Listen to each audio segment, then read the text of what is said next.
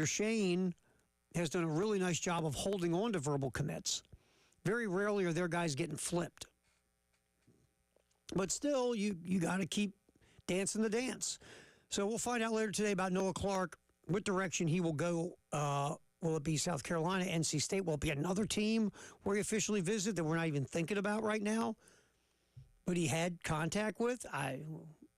We shall see later on today. All right. As we look at this upcoming year, and we're doing a lot in the talking season of yapping about what's coming up, for South Carolina, there's a lot of expectation, obviously, and a lot of it centers around Lenora Sellers, right? And the interesting part of this, if you look at like Lenora Sellers, Dylan Stewart, you've got two very important components to being a hell of a football team. You got a quarterback who's looked at as one of the best in America. You've got an edge defender who is being looked at as one of the best in America. It's a great starting point on both sides of the ball. So, yeah. So that's a great starting point, like I said. But you are replacing a ton on defense. You're replacing 3 interior offensive linemen, starting tight end, starting running back. I mean, look, everybody's doing this now. This is the way the world is in college football. You are, it's always a constant change anymore. Whether it's a guy leaving to go to the NFL, a guy finishing up his eligibility, somebody hitting the portal, you're bringing in people from the portal, whatever the case may be. So it's not just South Carolina. But the one thing we're seeing more and more now is the quarterback window. Because the quarterback has become so important in the game of football on pretty much all levels. Obviously, even more important in the NFL than college, but in college football, the quarterback has become massively important. And with South Carolina having a special talent in Lenora Sellers, Sellers is going into his 3rd year at South Carolina. After this year, Lenora Sellers can move off to the NFL draft if he plays the way everyone thinks he's going to play. That will be the reality. He'll have a hell of a year, could end up in New York for the Heisman Trophy ceremony, and will be a top 10 pick in the NFL draft if everything works out the way we all hope it does work out. So now the bad part of this is you've got a quarterback who is that highly thought of in the country. But you're replacing all these other pieces. So there is a question mark on how good can you be. We saw, Phil Steele's computer models not very Gamecock friendly compared to other people's preseason, predictions. There are people that say, yeah, South Carolina's got, a couple of high-level guys, but how are they going to replace what they've lost from last year? And it's a shame you've lost so much. Because if you just could have held on to a few that are went off to the NFL draft or exhausted their eligibility, you feel much better about this year making a legit run at a college football playoff spot. Because you have something very rare in the SEC, which is a returning quarterback. There's only 5 total in the SEC. That's it. And the other reason this is such an important deal is there's no guarantees the next quarterback's going to be anywhere near as good as your current quarterback. You can recruit all these 4 stars and 5 stars and all this other stuff, and that's great and wonderful, but there's no guarantee about any of them. None. And you think about when a team loses their starting quarterback, who is very vital to their success, and then the next guy comes in, and he's nowhere near as good. Let's talk about Florida State. Jordan Travis was a really good college quarterback in Tallahassee. Florida State back-to-back double-digit win seasons. And, of course, Travis got hurt at the end of that second double-digit win season. If Travis is healthy, Florida State's in the college football playoff. Let's just be honest. They should have been without him, but we won't get into that again. All right, so You lose Jordan Travis. He's used up his eligibility. Now you got to get another quarterback. You go portal hunting. You bring in DJ Uiagalelei. And DJU nowhere near as good as Travis. DJU injured, benched, ineffective. And it's not the only reason, but it's one of the main reasons that your entire season cratered. Because your quarterback did not live up to the performance of the previous quarterback. It's a thing. And this year in the SEC, as good as some rosters are, like the Texas roster, the Georgia roster, the Alabama roster, there is legit question marks at quarterback. Yes, they have guys who are talented.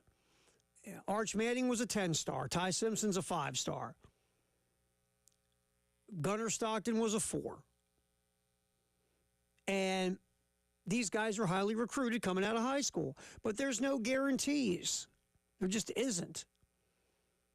Again, Brock Vandagriff was a 5-star. Was at Georgia. Everybody thought, well, he's just behind all these other quarterbacks. Vandagriff goes to Kentucky. Beginning of last year, hey, Kentucky's got a former 5-star who's taken over the reins at QB. And, well, now he's retired. And, by the way, Vandagriff was terrible.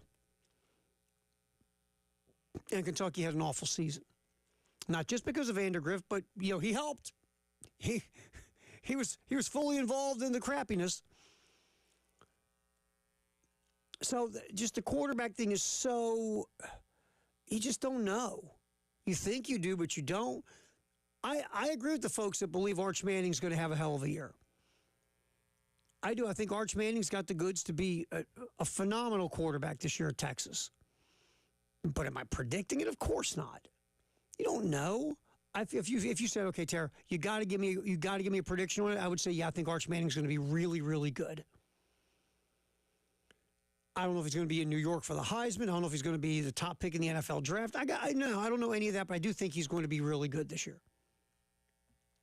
I think Texas, because they're loaded, will be good.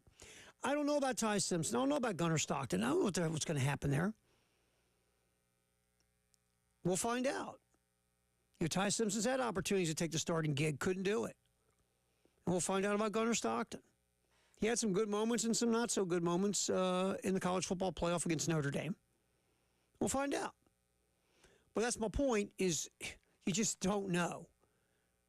So South Carolina, despite this year with a very upper-level quarterback, a lot is expected of, after that, I don't know. And it's just a shame you don't have more experience coming back to really take advantage of this, what might be a one-year window of Lenora Sellers. All right, halftime show. We'll pop back in here. Guess who made the Walter Camp All-America list? Yeah, we'll tell you that next here on the halftime show. Terry Ford, David Darrell in the game.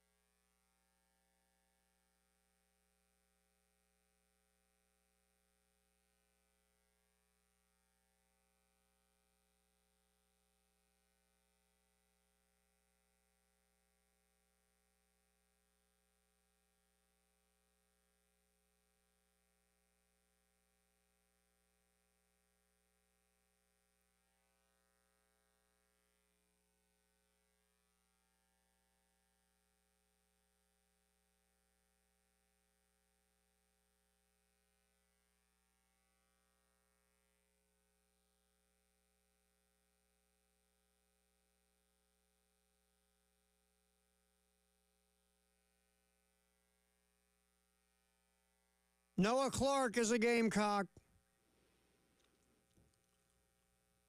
Gamecocks land 4-star interior defensive lineman Noah Clark. Posted announcing he is verbalizing or doing the verbal thing to South Carolina. Quote, what I like about South Carolina is the staff and the atmosphere of the community. Every time me and my family go there, I have a great time, and I fall in love with the place. Clark took official visits to all 4 of his finalists, Duke, North Carolina, to all 4 of his finalists. Also had offers from Duke, North Carolina, Georgia, Miami, Tennessee, Texas, Ohio State, Michigan, LSU, and others. And it was down to NC State, Virginia, Virginia Tech. A lot of folks who thought it was really NC State and South Carolina. Gamecocks get Noah Clark. So again, like I said, this roller coaster is just the way it is. You know, you lose out on P.J. Dean, you get Noah Clark. So that just came down here just a few minutes ago. Our buddy Wes Mitchell posting it on Gamecock Central. All right, so Walter Camp, their preseason All-America team, to the surprise of really no one, Dylan Stewart is a member of the SEC First Team, All-SEC First Team, and their All-America team. And Dylan Stewart, again, sky's the limit, obviously. If he keeps progressing in 2 years, he'll be a top 10 pick in the NFL draft. Last year, 6.5 sacks, 10.5 tackles for loss.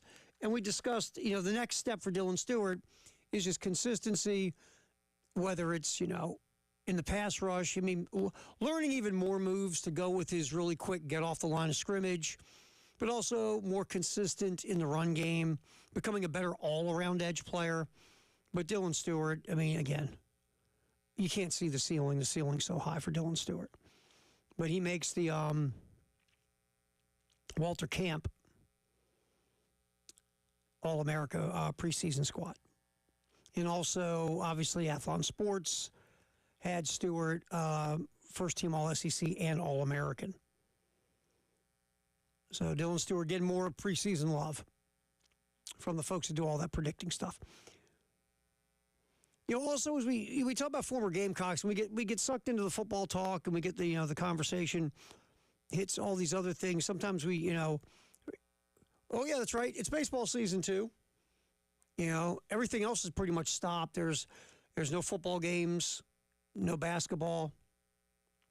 Baseball's going. No college baseball, just Major League Baseball. Real quick, one former Gamecock has got it going, man. Clark Schmidt with the Yankees. 28 1/3 scoreless innings at one point in June. Longest by a Yankee starting pitcher in the expansion era, which goes back to 1961, and does include some really good pitchers.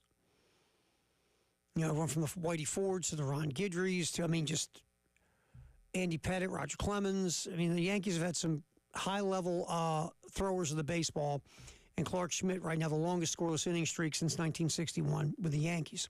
It's also the longest scoreless streak by a starting pitcher in Major League Baseball this year. Hunter Brown, who has been ridiculous with the Astros, had the record of 28 innings until Schmidt went 28 1/3. Schmidt so far this year, 3.09 ERA. His June numbers, though, were just sick. 1.95 ERA, almost a strikeout an inning. So give a little love to a former Gamecock who's really, really pitched well, especially in June. There's a couple other pieces of news, former Gamecock baseball players. Jordan Montgomery, Tommy John surgery, second time in his career, so he'll be out for the season. Christian Walker still trying to get himself, kind of get used to his new surroundings in Houston. Walker struggled, 213 batting average, 278 on base, 357 slugging, 10 homers so far this year, 37 ribs, and 305 at bats. So, but look, Christian Walker, he'll figure it out. So that's just kind of a little former Gamecock deal with baseball. Since we're in that time where we can just take a step back and breathe and go, what else is going on than the usual football? or if the college basketball stuff's heating up, or baseball, whatever. College, obviously. Glad you're hanging out with us. We're rolling the post-game show. Terry Ford, David Ayer. Once again, we're switching things up starting on Monday. Elijah Campbell will join the early game with Jen and Preston. Bill will jump in here and take noon to 3, along with Tyler and Dave. And I will hang out with Jay again like we used to. And this time we'll do the post-game show. So all that starts up on Monday, July 7th. We will not be here tomorrow or Friday. We've got corporate holidays. So we'll be taking some days off.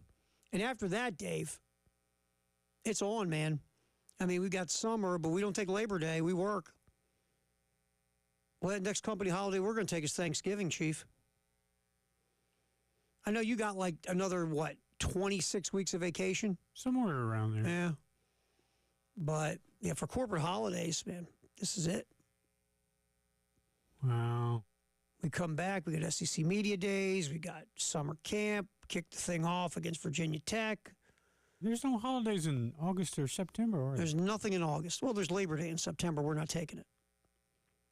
Football, man. You know, my birthday's in August, so... That should be a company holiday. Yeah.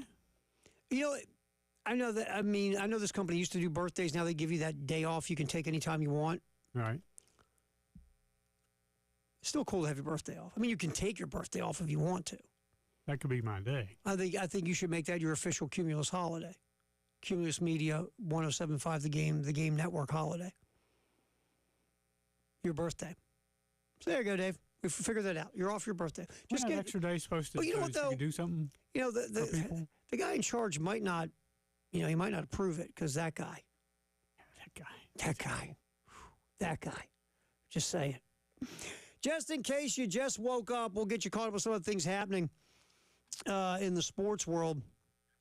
NBA, of course, is going crazy with their free agency period. And, yeah, a lot of stuff happening. We'll get into that. Not a good day for the Americans at Wimbledon. Yeah, I know they still play professional tennis, and we don't really talk about it as much in America as we used to. And the Braves. Oh, wow. Just in case you just woke up, next here on the halftime show, Terry Ford, David Ayer on the game.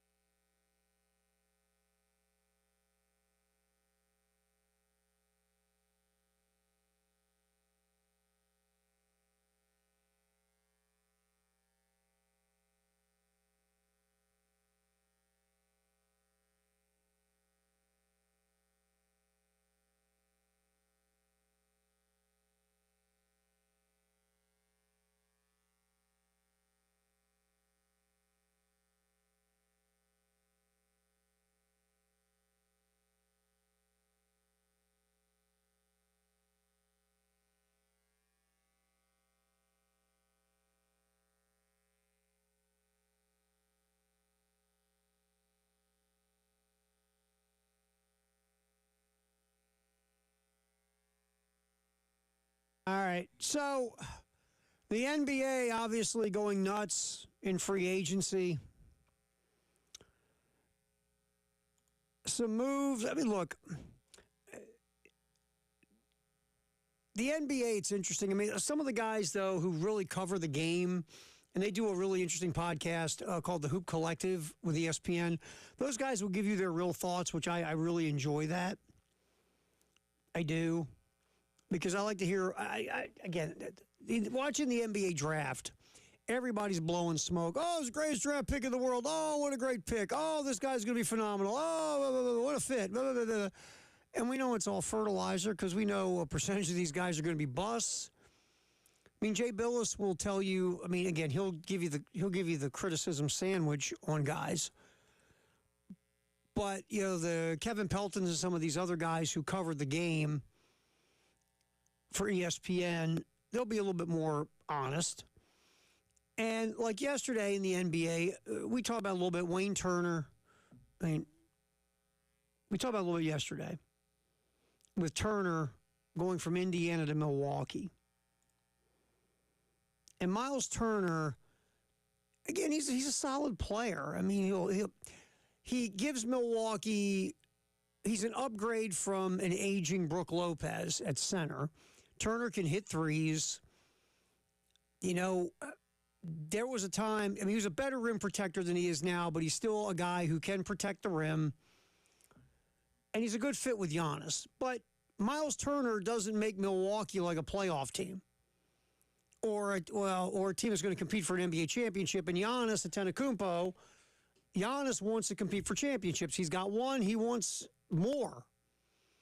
And since that championship, it's like Milwaukee said, okay, let's figure out what we can do to make sure that never happens again. I'm telling you, just everything Milwaukee has done. Yeah, they flamed out early in the playoffs the year after they won the title, and then they lost their mind. They fired their head coach, Mike Budenholzer. They traded, at that time, one of the best two-way guards in Drew Holiday. They brought in Damian Lillard, who all he wants to do, not to be mean, is play offense. Damian Lillard doesn't want to guard anybody. Damian Lillard needs the ball in his hands to be effective, which takes the ball out of Giannis's hands. It just was not a smart move. You went star fishing. That's what you did. And you just caught the wrong one instead of saying, okay, all right, we underachieved. It happens. Let's take a step back. Let's not panic. Let's not go do anything crazy. What do we need to do to get back to playing for a championship? We're not that far off, obviously. What do we need to do? Instead, you got rid of your best two-way, your second best two-way player, because Giannis plays D. You got rid of your second best two-way player in Drew Holiday, who was really like part of the guts of that championship culture. You brought in a guy in Damian Lillard who's never really done a whole lot when it comes to postseason. And Chris Middleton started to get hurt a lot. You needed to go get another wing / two-way guard, or definitely another wing who could score. But you didn't have to go do the stuff you did. And since then, you go on the crapper. And you go and get Miles Turner. Now, again, Miles Turner makes you better, but he doesn't make you a lot better. But what you're doing now, you're just desperate, right? It's 1:45. It's 1:45. You know, you got to go home with somebody. And so you overpay Miles Turner. And the reason Miles Turner was on the market still is Miles Turner wanted more money than the Indiana Pacers were willing to offer. Because, well, again, Miles Turner's good, but he's not like the difference in winning championships. He's a good player. And, you know, he's been around for 10 years now, so he's probably not as good as he used to be, but still a good player. But it just, again, that's what happens when you panic, you make panicky moves, and then now you got to clean up the mess. And you've got to do desperate things to clean up the moves you made when you were panicking, if that makes any sense. Denver made some moves. The Nuggets, very active, very busy. They traded Michael Porter Jr. to Brooklyn for Cam Johnson. I thought this was an interesting deal. Seems like Michael Porter Jr., remember, first-round pick, had the back issues at Missouri. And he was playing well early in his career, and you're like, ooh, Nuggets have got something here. But he just hadn't got any better. You're like, ooh, he hadn't got any better. And defensively, Michael Porter Jr. didn't seem as locked in as he had been the previous couple years. So you go get Cam Johnson, who's a good 3-and-D guy. His defense has suffered a little bit the last year in Brooklyn because, I mean, let's face it feels like Brooklyn is where careers go to die. So you get Johnson. I think it's an upgrade over Michael Porter Jr., and Michael Porter Jr. gets a new start.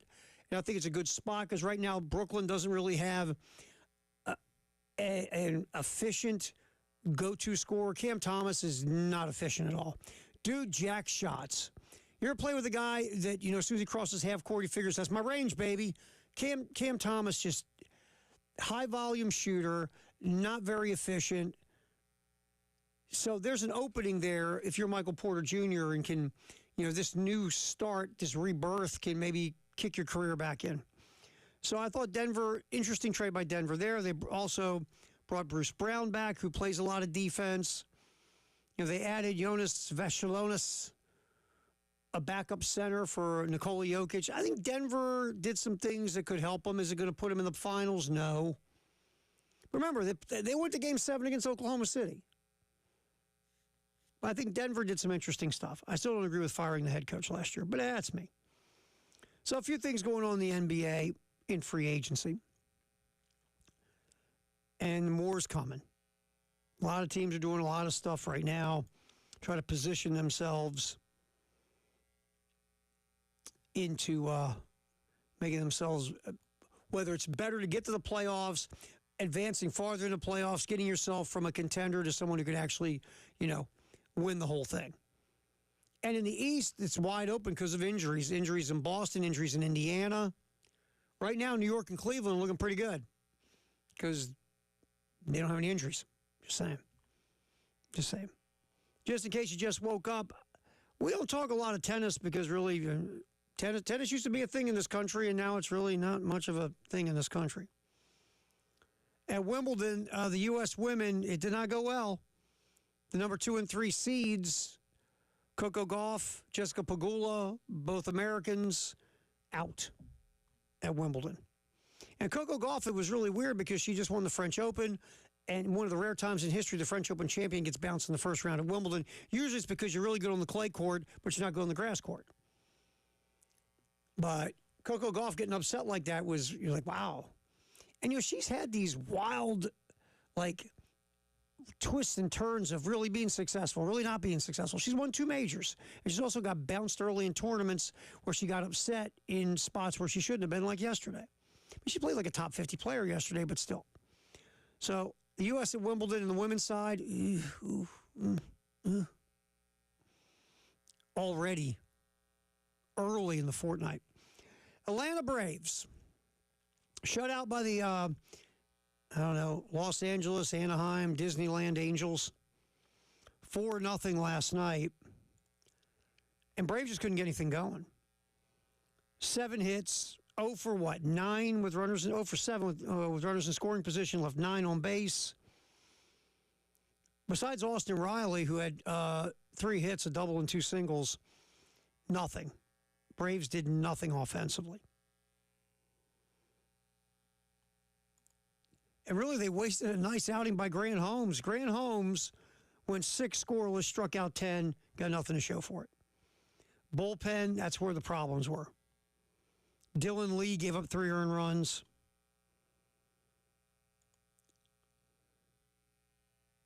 De Los Santos came out of the pen, didn't help out. He brought gasoline and matches. And, again, Angels beat the Braves 4-0. Atlanta falls to 38-46. The time is starting to tick. What do you do at the deadline? You've had a bunch of injuries. I get it. But you're 11 and a half games out in the East at this point. And the wild card positioning, you're about 7.5 out of the wild card. And now we're into the part where if you got to put something together, because if you're still sitting in this position at the deadline, okay, who can you sell off? Who can bring you back some pieces to, if nothing else, add depth to your minor league system, and maybe you'll get a guy that could be at least helpful to you down the road. I mean, that's the reality of where you're at this point. So we'll see what the Braves do moving forward. I mean, right again, sitting at 38 and 46 right now. And you need to get something going quick. And you're 4 and 6 in your last 10 games. You lost your last 2. It's been, disappointing is a nice way to put it. If it wasn't for my Baltimore Orioles, the Atlanta Braves might be the most disappointing team in baseball this year. But my Orioles said, "Oh, Braves, hold my beer." So, all right, that's just in case you just woke up, get you caught up on some of the things going on in the sports world. You can check out the game audio and video on demand. It's sponsored by Modern Exterminating. If you want to check out the audio, you go to 1075thegame.com and click on our show pages for the available audio on demand menu. And if you want to watch all of our shows are on demand on YouTube at the Game TV Radio, you can go and just pop up the Extra Point and Gamecock Central Takeover Hour from earlier today. I mean, it's all there, and you can do that as well. So audio and video on demand, sponsored by our buds at Modern Exterminating. All right, Firehouse Sub Text the Hour is next here on the Halftime Show. Terry Ford, David Ayer, till 3 on the Game.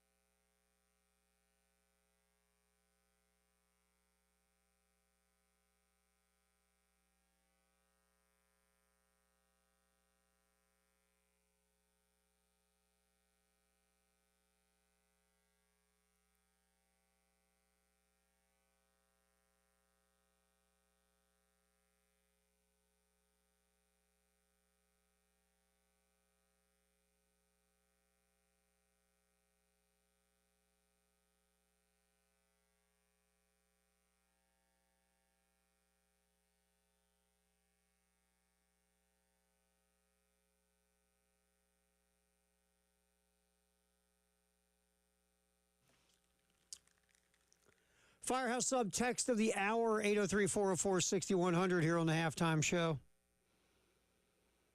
Last one we can do. Then we move on to the postgame show on Monday with Jay. Bill will be in here noon to 3. Elijah jumping in with Preston and Jen on the early game. All right, Firehouse Sub text the hour, 803-404-6100. Yeah, my Braves, quite disappointing. I keep waiting for them to kickstart and get it back into gear and make a run like they did a few years ago. I still have faith. Remember, they were 500 at the All-Star break and then went and won the World Series. Yeah, I mean, that's the thing about the Braves. There's talent. But you do, if you get to the point where you're way out of this thing by the trading deadline, you're not going to trade your core players, but just you can trade some pieces, maybe some guys who are, their contracts are up at the end of the year. They're not really part of your future. Maybe you can get something for them where you at least take some calls or make some calls about it. You just have to. But you don't touch your core. I just feel like that's what you look at the trade deadline. Now, look, the Braves might take the idea, go, look, we really like what we have here. We got to get healthy. We got to start grinding. We got to get a rhythm. But we think we can make a serious run at this thing. And if you look at it in the standings, the wild card, like I said, you're 7.5 back. In front of you are the Marlins at 7 back. Then there's a cluster of teams. The Cardinals, the Padres, the Giants, the Reds, the Diamondbacks. None of them are more than 7 games over 500. So if you're on paper, if you're the Braves, you're better than the Marlins on paper. You're better than the Reds on paper. Diamondbacks have a good squad. They've been underachieving. But they also have some injuries. So maybe you healthy is better than the Diamondbacks, especially with the injuries they have. On paper, you're better than the Giants and the Cardinals. So maybe, if you start to play better, and let's say you're 4 out of the wild card, obviously you're going to hold on to everybody and make a run and maybe even add a piece or two if you think, okay, if we can get this piece or that piece, we can go for it. But if you're sitting where you're at now, that's where I think you take a look and go, okay, we got some guys on the squad that aren't part of the future, might even part of next year. Let's see if we can trade them and add something to our organization. This thing to me is it's become fluid where there are teams who do both. They buy and sell. I just always think you keep an open mind. Your goal is to make your team better and your organization better at the deadline. And, sometimes you can look at like you're selling off a piece because that person isn't in your plans moving forward down the road. Or you can go buy a piece. You're like, look, that is a guy that can help us, whether it's just this year and the following year or whatever the case. So we'll see. But yeah, Texter, you are right. The one thing about the Braves is because they won the World Series when they were just stumbling and bumbling around a few years ago, that gives you the hope that they can get it turned around and make a serious run because they've done it before. And this is a talented squad, man. You look at the Braves on paper, they're really good. There's a reason why they were picked to be in the postseason this year. It's a good team. Appreciate the text on the Firehouse Sub text line, always, 803-404-6100 here on the halftime show. Oh, one other text I want to get to. We were talking about the quarterback situation in the first segment. Texter said, yeah, you're right. The way this works now in college football, you have that quarterback who only might be around for one more year. You need to take advantage of it as much as you can. And that's what I'm saying. It's just, with Lenore Sellers and Dylan Stewart, these two high-level players, and then you're trying to replace a lot of pieces, it's a shame you're at this spot because let's say you had last year's team coming in with this year's version of Lenore Sellers.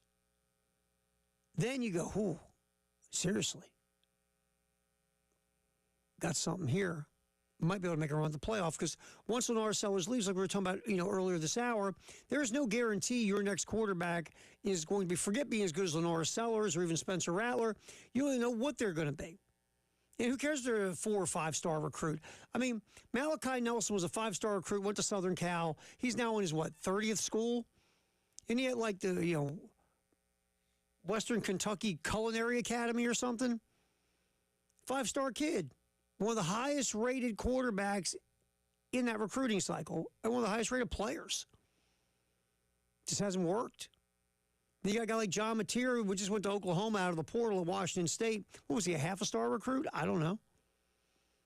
He wasn't like some major get at Washington State. And look what he's done. Look what he did there. And now he's taking advantage of his performance, in Pullman. And he's rolled into Norman, Oklahoma. And he's the savior of the Oklahoma offense. You just don't know. You hope. You can hope and plan all you want, right? And you make plans and the football gods laugh. But that's the shame of this year is you've got a quarterback who is in position to have a special type season.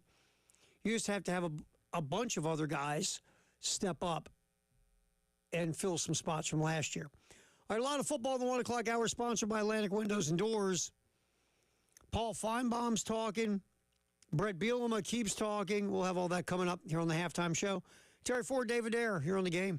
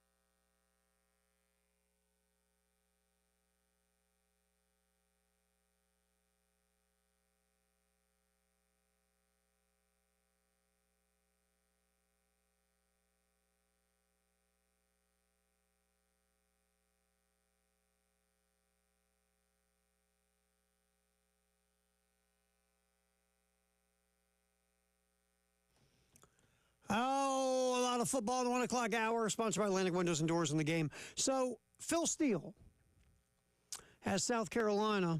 We'll get to this, how difficult their schedule is. But first, before we roll into Phil Steele, in case you haven't heard, 4-star interior defensive lineman Noah Clark has verbal to South Carolina. Gamecocks beat out NC State and a few others on Clark. So a good get. More of a traditional, like, interior nose tackle type, but Noah Clark is a good get for South Carolina. Obviously, the P.J. Dean thing didn't work out the way Gamecock fans would hope in the Gamecock program, but Noah Clark's a nice get. And again, a 4-star interior defensive lineman, verbaling to South Carolina today. All right, according to Phil Steele, South Carolina plays the 4th toughest schedule in the country. We're not surprised. Every year, look, everybody in the SEC plays a tough schedule. And that's why whenever I hear, well, you know, we got a tough schedule, we'll get in line, bub. That's what you sign up for in the SEC. I'm not trying to be cold. That's the cost of doing business. I mean, okay, if you don't want to play a difficult schedule, go to the Sun Belt. But South Carolina, the 4th toughest schedule in the country, number 3 toughest schedule in the SEC. Nationally, the Gamecocks trail Wisconsin, who has the toughest.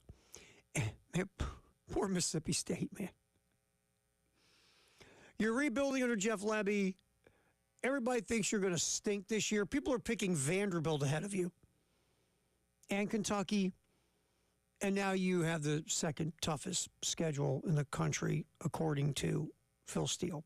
Arkansas is 3rd. I got a bad feeling about Uncle Sam, and I'm a huge Uncle Sam guy. I love Sam Pittman. He's fun. He's refreshing, different kind of guy. I do. I'd like to see Arkansas be successful. Barely got to a bowl game last year. And this year, obviously, Phil Steele looks at that as one of the most difficult schedules in the country. You look at it, Alabama, A&M, and Arkansas State, and then you roll to Ole Miss. You go to Memphis. You get Notre Dame. Wow. You go to Tennessee. You host A&M. You host Auburn. You host Mississippi State. You go to Baton Rouge. You go to Austin, Texas. You play Missouri. 1, 2, 3, and you see about 4 wins here. Obviously, Alabama, A&M, and Arkansas State. And Memphis is a good, solid program, and Arkansas is going on the road. I mean, could you beat Auburn at your place? Yeah. Could you beat Mississippi State at your place? You better. That's about it, man. Everything else, whew. I mean, at Ole Miss looks tough. At Tennessee looks really tough. At LSU, at Texas. All those feel like L's. We'll see. I mean, you do have Taylor Green back, Taylor Green, as your quarterback, had some great moments and had some not-so-great moments. But, I mean, I'm rooting for Uncle Sam. It looks like this could be Pittman's last year in Fayetteville. Just saying. So, Wisconsin, the toughest schedule. Mississippi State, the 2nd toughest schedule. Arkansas, the 3rd toughest schedule. Then South Carolina comes in with the 4th toughest. And the 3rd toughest in the SEC behind Mississippi State and Arkansas. And we've talked about the schedule constantly. I mean, this is how tough it is. You got LSU, who is, looked at as a team that's going to compete for the college football playoff. You have Oklahoma, who, again, last year you beat like a drum in Norman, but a lot of people think they'll be better. Kentucky seems like they're in trouble. Texas A&M is Texas A&M. I mean, they're a good, solid program. You get Alabama here, Vanderbilt, Ole Miss in Oxford, Missouri at Missouri, if my memory serves me. But, so, yeah, is it easy? Of course not. I mean, it was a little bit easier than others, like Texas. I mean, Oklahoma's got a crazy schedule, too. That looks difficult. So, I mean, look, it's just the way it is. But South Carolina, number 4 on Phil Steele's list of most difficult schedules. Wisconsin, let's look at these real quick nationally. I mean, at Wisconsin, Luke Fickell took the Wisconsin gig. There was a lot of anticipation for Luke Fickell. Look what Fickell did at Cincinnati. You got the Bearcats in the college football playoff, man. If you can get the Cincinnati Bearcats to the college football playoff, you should be able to, with all these resources at Wisconsin, win big. You would think. Fickell took the air raid to Wisconsin, didn't work. Isn't it bizarre that certain places it just feels like we got to run the ball. We got to run the ball 100 times. Wisconsin feels like a place you just need to run the ball. 3rd and 14, run the ball. 4th and goal from the 17, run the ball. That's just Wisconsin, just like Nebraska. There's some schools it feels like the identity is we're just going to line up a bunch of, like in the worlds of the great Keith Jackson, we're going to line up a bunch of big uglies, and we're just going to run the ball down your throat for 3.5 hours. And at some point in that 3.5 hours, you're going to beg us to stop because you're in so much pain. And I feel like Wisconsin and Nebraska, those kind of places. I mean, Nebraska at times is, had these seasons where they want to throw the ball all over the field. Just hasn't worked. Bill Callahan, when he was the head coach, we're going to start throwing the ball in Nebraska. Well, good luck with that. I get you in theory. You want to be able to throw it really well. If you can throw it really well and run it really well, chances are your offense is going to be pretty explosive. But when you can't throw it, and you're kind of built to throw and you can't, that's not going to end well. And at Wisconsin, under Fickell, it feels like that's what they've been doing. They've been trying to throw the ball. Like I said, they went air raid for 2 years. Phil Longo was there, former OC in North Carolina. So Fickell is now going to go back to playing more Wisconsin football. Yes. Again, it's 3rd and 14, run the ball. We'll see where it goes. Plus, you have the toughest schedule in the country, according to Phil Steele. Good luck, Luke. I mean, look, Fickell's not going anywhere. Not yet. But I believe going into year 3, a lot of folks thought Wisconsin would be in a better position to be, to get up there in that top level of the Big Ten.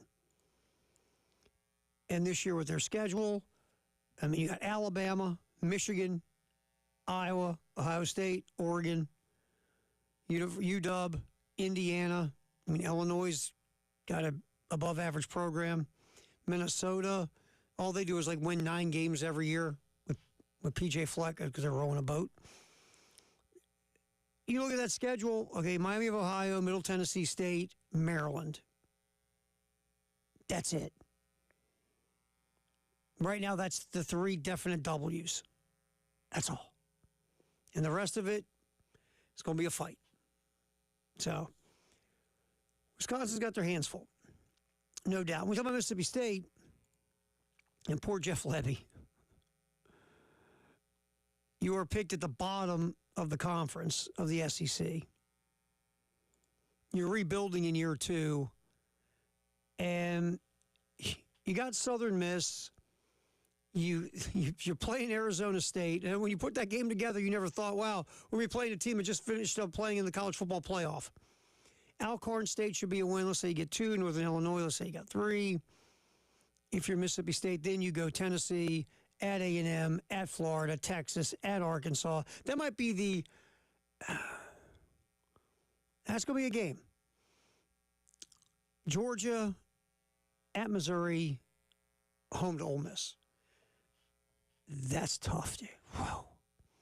Once you get into conference play, you're probably going to be favored. No, you won't be favored against Arkansas because that game's in Fayetteville. You will not be favored the rest of the year after the Northern Illinois game if you're Mississippi State. But again, Jeff Levy, they're rebuilding. And anybody is going to say, well, it's an important year for Levy. I saw somebody put Levy on a hot seat, and I'm like, why? You saw what the mess everything was when Levy took it over. You think after 2 years of rebuilding, it's time to get a new guy so they can start rebuilding their way? I don't know. I mean, again, Levy has not been a head coach on a high level at all in college. Never been a head coach at all, top of my head. So you give him a little bit of time. I mean, to me, Jeff Levy at least needs to get 3 years. And I say this all the time. 3 years to me is a good number. I'm going to give you 3 years. At the end of 3 years, we're going to take a step back, breathe, maybe go crack a Corona and take a look at the program and see if it's where we need it to be. And if not, can we talk about how we get it there? So Levy, I don't think Levy should be on a hot seat going into year 2. I just don't. But yeah, so Phil Steele talking about the toughest schedules in the country. And South Carolina sitting at number 4. Because remember, South Carolina also has the Clemson game. And playing Virginia Tech. And Virginia Tech, I mean, they lost a lot of close games last year. A lot of people are off the Virginia Tech bandwagon. But we'll see. Desperate folks in Blacksburg. And sometimes when you're desperate, you know. All right, this just popped. I know it's football, but the Knicks are going to hire Mike Brown as their new head coach. That shocks and surprises no one who's been paying attention the last 24 hours. I mean, Brown has had some success in the NBA. He's also been fired a bunch. Let's see what he can do with the Knicks. But Mike Brown, hired by the Knicks, again, you just don't know about hires with coaches or managers. Sometimes you're like, that's a great hire. Like Scott Frost in Nebraska. Wasn't that perfect? Scott Frost going to go from Central Florida back to his alma mater. He already, wink, wink, won a national title at Central Florida. They had a magnificent, 2-3 year run. Frost parlays it into the Nebraska job, his alma mater. You're like, this is a no-brainer, babe. Nebraska's back under Scott Frost. Well, guess who's not the head coach of Nebraska anymore? Exactly. So that just popped over the wire. Mike Brown will take over in New York for Tom Thibodeau, who got canned. Can Mike Brown win in New York? Yeah. Do I think Mike Brown is the head coach to get you over the top and go to the finals? No. Mike Brown got to the finals in 2007 with that Cleveland Cavalier team that LeBron James pretty much dragged into the finals. I don't know how much of that was Mike Brown or just you had this generational talent that had a massive, massive will to win big. I don't know. And plus, Mike Brown, after all the other head coaches you asked to permission to speak to, and teams went, kick rocks. I can't wait to hear it sold. And Tyler had the great line yesterday of, when Mike Brown gets introduced, the suits will be going, he was our guy all the time. Got our top choice. He was our man. All right, we do a lot of football yapping in the 1 o'clock hour, sponsored by Atlantic Windows and Doors on the game. All right, so Paul Feinbaum has his thoughts on the best quarterback since Tim Tebow. We'll get to that next here on the halftime show as we talk football and nothing but football in the 1 o'clock hour, sponsored by Atlantic Windows and Doors on the game.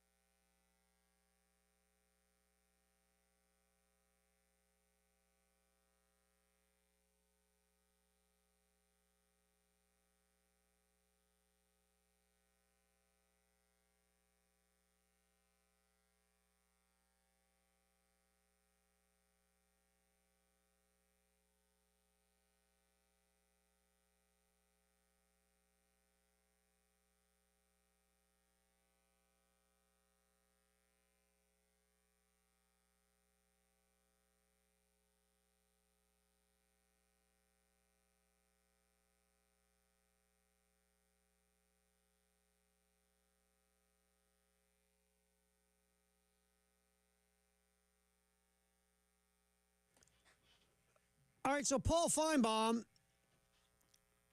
was talking about Arch Manning. And, we've talked about this. There are a lot of folks who have jumped on the Arch Manning hype train. And I think to the point of, like, a little ridiculous.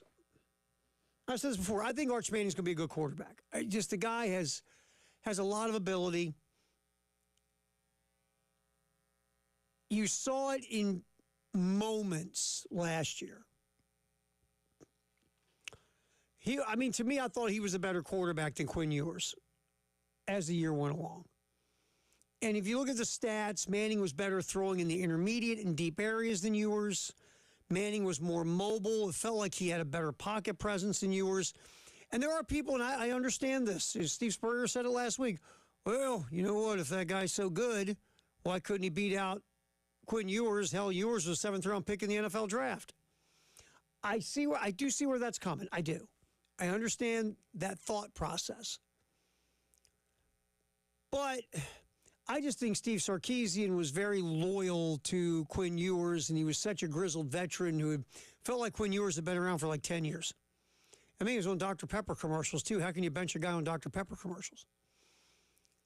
But I just think that was a lot of a loyalty thing to Steve Sarkisian with Quinn Ewers. Now, yes, I do, and Tyler and I have talked about this more than once, that in the Georgia game, when Texas was getting beaten up and down the field by the Bulldogs and the Texas offense could do nothing, they brought in Arch Manning. If Arch Manning could have led Texas on a touchdown drive against Georgia, or if Arch Manning started to play really well against Georgia when Arch was moving the Texas offense and they were generating points, I could see Arch Manning taking that job and Ewers never getting it back. But Arch Manning didn't do that. He had one drive, and again, the Georgia defense just basically waved over the Texas offense, and Arch was back on the bench, and Quinn Ewers came back in. Sarkisian was looking for a spark. And if Arch would have gave him the spark, Arch Manning might have been the quarterback the rest of the year. So I think Arch Manning does have talent. Now, these people are saying he's going to win the Heisman. Okay. Relax and breathe. The talk about him being the top pick in the NFL draft. All right. Relax and breathe. Because Arch really doesn't have much of a resume yet. Paul Feinbaum went total Arch Manning. Let's get to cut 3 here, Dave. Here is Paul Feinbaum telling you that how highly he thinks of Arch Manning. Again, cut 3, Dave. The absolute roof. I think there's a reasonably good chance that Arch Manning will be sitting on the front row in New York at the Heisman ceremony. That's assuming that his team does what it's supposed to do and compete for not only the SEC, but for the national championship. And I really believe they will. I think Steve Sarkisian, who's one of the most amazing play callers I've ever seen, made a critical mistake late in the year. He was way too loyal to Quinn Ewers, who was banged up and was really ineffective. Had Arch Manning been instituted in the second half of that game, like Nick Saban did a couple of years ago with Tagovailoa, I think there's a reasonably good chance that Texas would have beaten Ohio State and won the national championship. They're very capable of doing it again this year. I believe also that Arch Manning is the best college football quarterback we have seen since Tim Tebow entered the scene in 2006. Woo! How about that one? You hear that one at the end? Woohoo! Just threw it in there. I believe that Arch Manning is the best quarterback to come into college football since Tim Tebow. That's large, man. Again, I'll believe it when I see it, and I know Paul Feinbaum's paid to do that because you get goofs like us playing the sound, goofs like us clicking on the video, goofs like us reading what Paul Feinbaum said. I get this, the world we live in. Now, if you believe it, okay. You don't have a whole lot of a resume, but, if you believe it, I just want to say this to Paul Feinbaum. If Arch Manning's last name was Adair, would we be pimping up Arch Manning the way we're pimping up Arch Manning? I think no. I just think that everybody automatically believes, you're a Manning and you play quarterback. You're going to be great, dude. Who's up next? Arch's sister Ethel? I mean, just because you're Manning and you're playing quarterback, yeah, you're 3 for 3 so far. With Papa, Eli, and Peyton, there's no guarantee that Arch is going to be the same level of quarterback as those guys. There's no evidence of it. And if his last name was Adair, he'd be taking the bus to games. And we wouldn't probably be hyping him up the way that we are. And I say we as the media. And again, I think that Arch is going to be good. I just slow your roll on. Wow, the best since Tebow is a lot. That's a lot. All right, continuing on the Arch Manning train. Let's get cut 5, Dave. Peyton Manning, Uncle Peyton, talks about where Arch gets his moxie. Again, cut 5, Dave. That the moxie, I mean, that was his dad. I mean, Cooper was a cocky wide receiver that was open every time in the huddle, as you can imagine. I mean, I think my sophomore year in high school, Cooper was a senior. I think I completed 120 passes that year. I threw 90 of them to my brother. Okay, and he would have liked all 120. I mean, he did not care about his teammates or his friends. I think that little swagger comes from his dad, and that's good to see. Look, Arch has got to be his own person, and he can move. Yeah, my dad's sort of speed sort of skipped a generation, skipped me and Eli, and I think Arch has that, which helps him.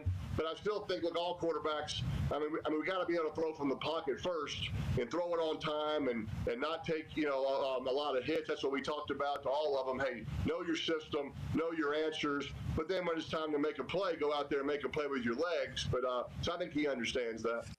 Get some moxie from Dad Cooper. And if you've ever seen any of these 5 million Manning documentaries that are all over the TV, Cooper was a hell of a player, just, had the back thing when he got to college and couldn't play football anymore. But they all talk about how good Cooper was. Arch is, more mobile than Peyton and Eli put together. He's got some athleticism, but, look, what Peyton said is true, and I know it's boring and dull, but at first, as a quarterback, you got to be able to win from the pocket. You just do. Everything starts there. If you want to be a high-level quarterback, you got to win from the pocket. And if you can do that, everything else is there. If you can drop back while, folks around you are trying to kill you, calmly go through progressions, read the field, make the right decision, deliver the ball on time, accurately,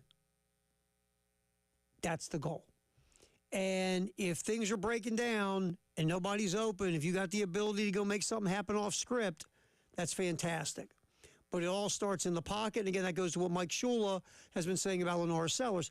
Yeah, Lenoir might be the most unstoppable running force at quarterback in the country.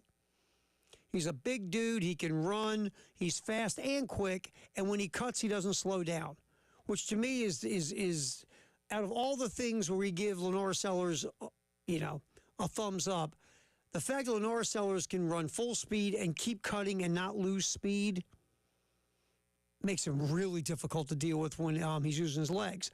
But to Mike Shula's point, which you just heard from Peyton Manning, is everything starts from the pocket.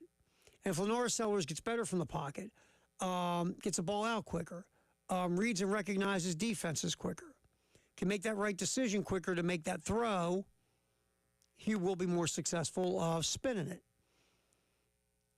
And if you're going through your progressions, you might, again, once you get this part of the mechanics down of the position, maybe, option 3 is wide open, and instead of taking off and running for 10 or 12 and getting hit by 5 dudes, maybe you just calmly hit your third progression for 30 yards.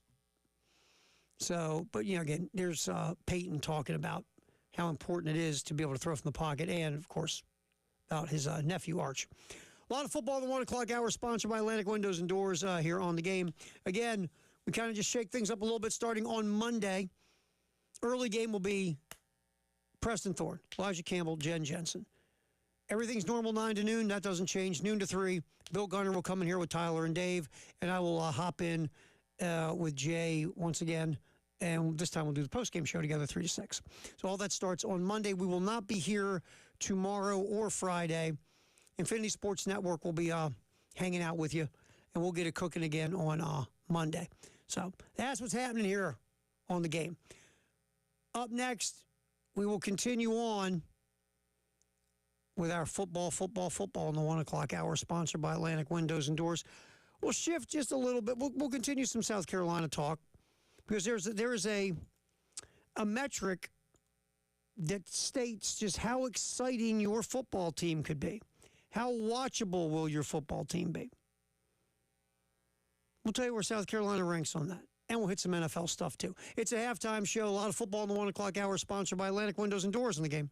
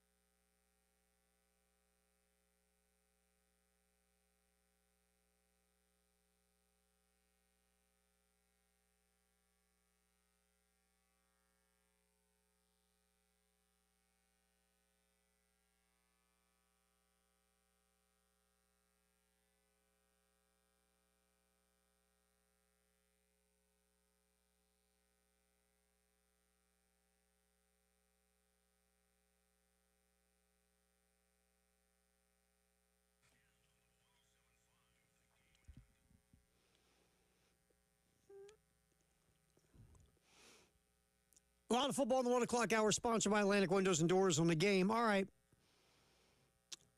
So there is this this crew called the K4 Ratings group. They provide a weighted score for every FBS team's overall watchability based on the quality of teams involved in the games and the expected competitiveness of those games. South Carolina's 2025 schedule sits at the top ahead of 135 other programs. So basically, this analytics model will say South Carolina football will be the most watchable team in 2025. With the difficulty of schedule, the quarterback you have,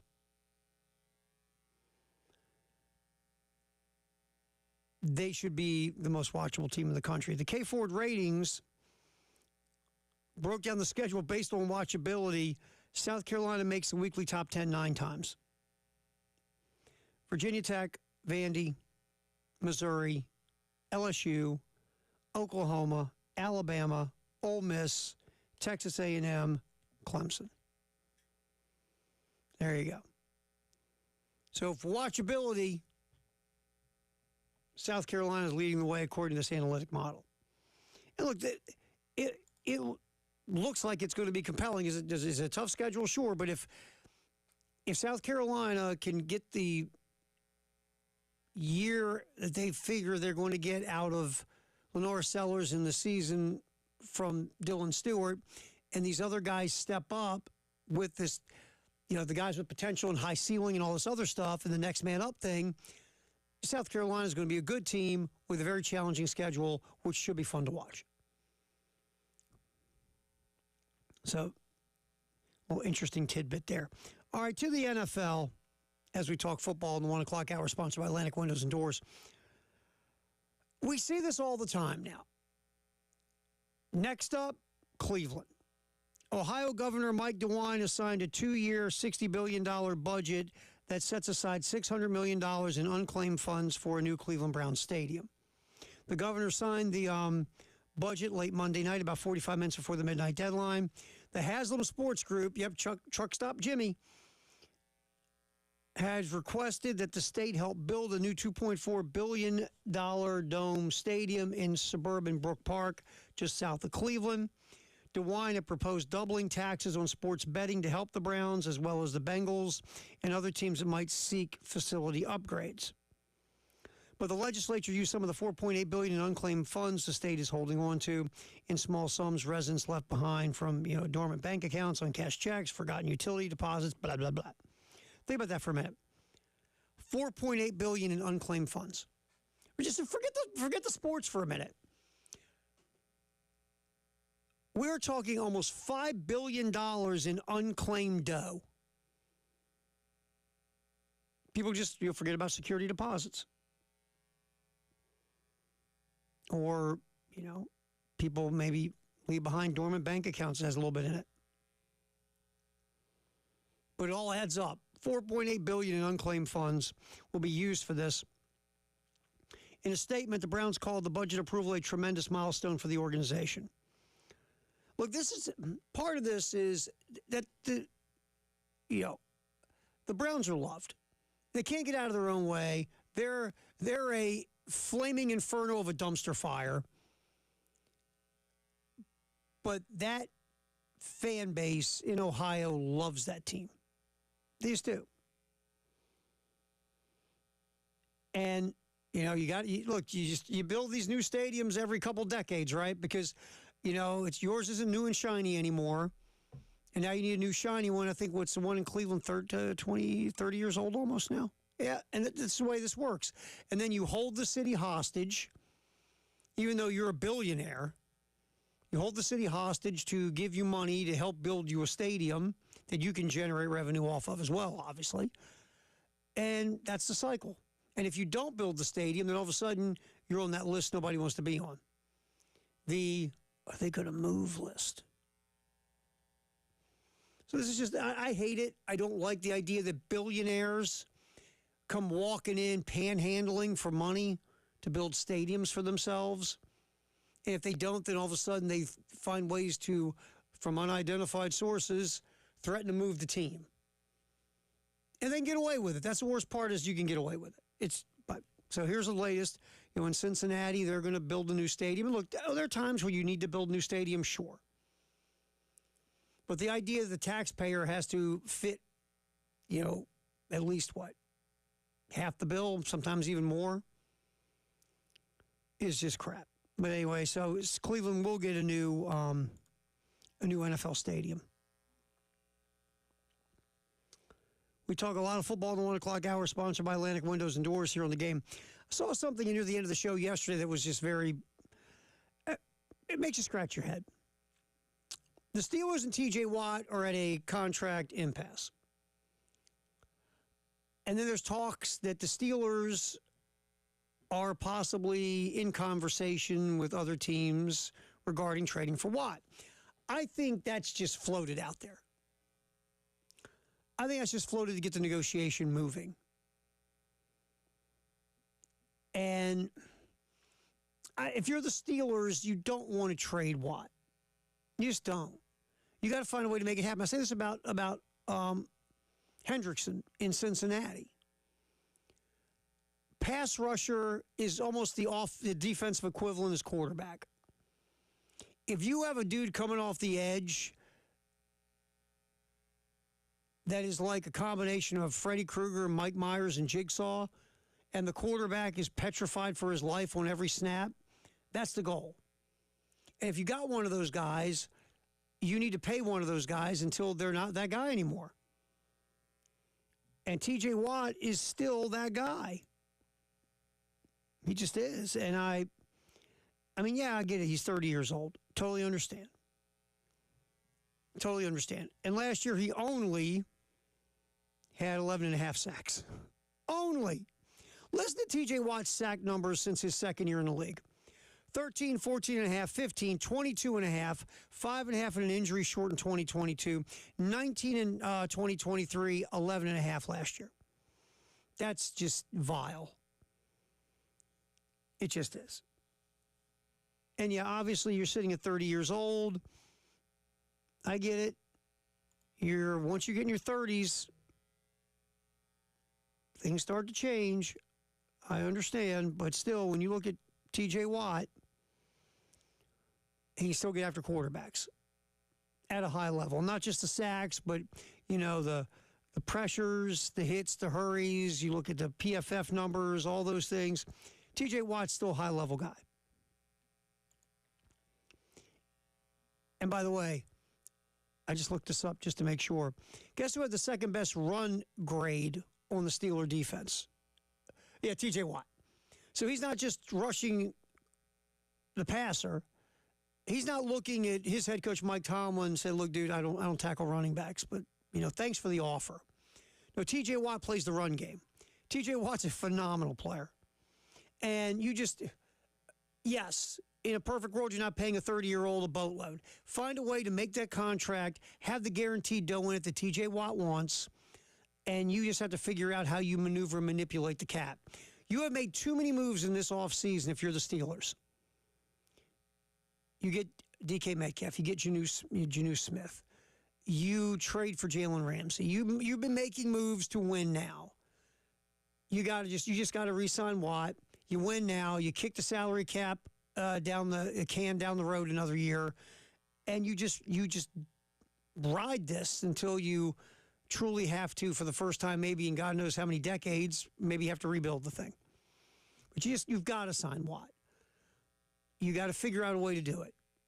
There's a lot of ways to manipulate the cap, even though it's a hard cap. Firehouse Sub Text the Hour coming up, 803-404-6100. Halftime show, nothing but football in the 1 o'clock hour, sponsored by Atlantic Windows and Doors. Terry Ford, David Ayer, till 3 on the game.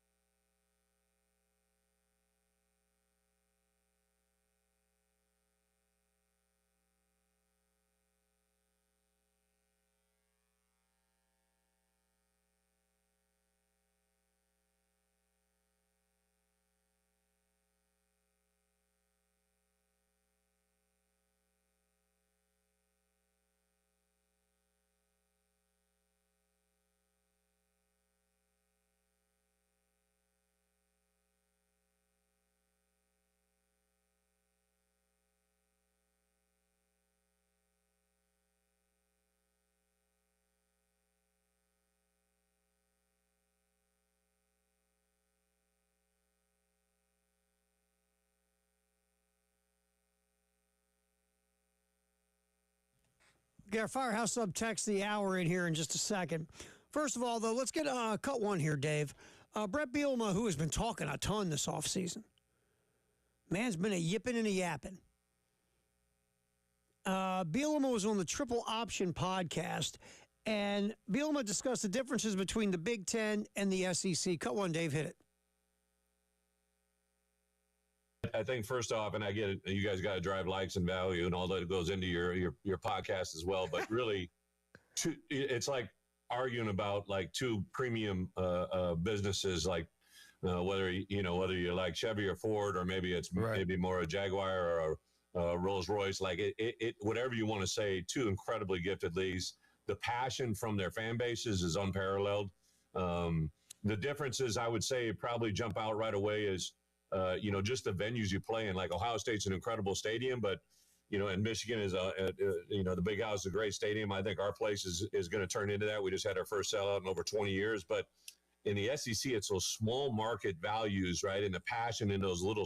I remember, the furthest you had to stay away from a game, a hotel when you played in the Big Ten was 20 minutes. You go to the SEC and you might have to drive an hour and a half to get to the hotel that you could stay at, right? And that literally said something to me right away. But the fan bases, the way they follow their people, obviously in the South, one thing that is everything's kind of played, I would say, in pretty conducive weather environments. In the North, in the Big Ten, you're going to play in bad weather with cold. You're going to play in all four seasons.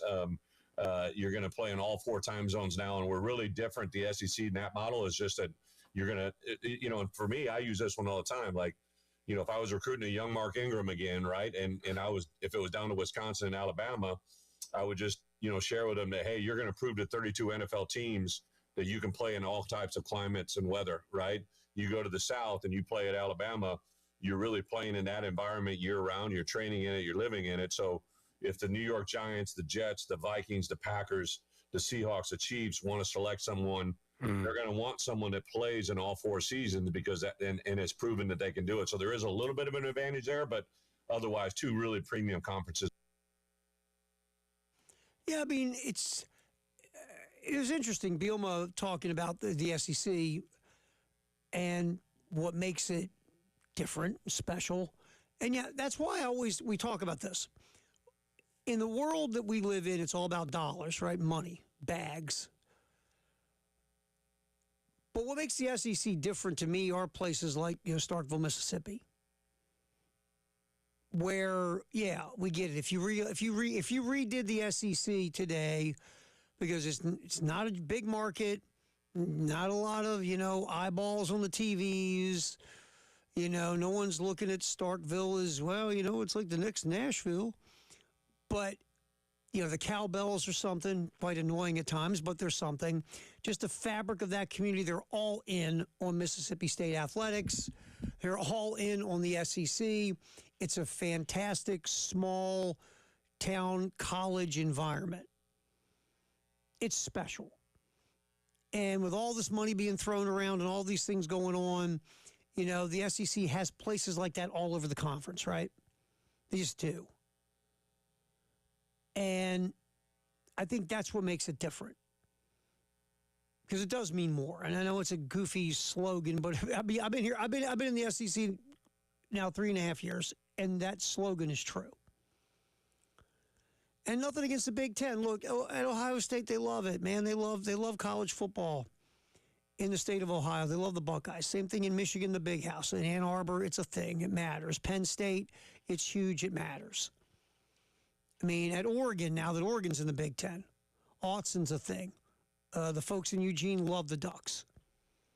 Outside of Corvallis, Oregon is kind of like the college football giant of the state.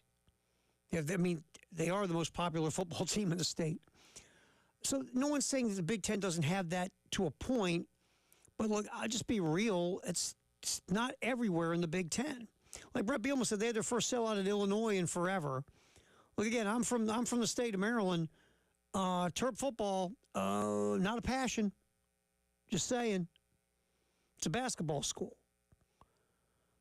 Rutgers football. I mean, it's so in the SEC, it's every week. every week you're going on the road, and yeah, you might be a lot better than the team you're playing, but that team you're playing is going to make it difficult on you on their home field. Saturday's a thing. It just is.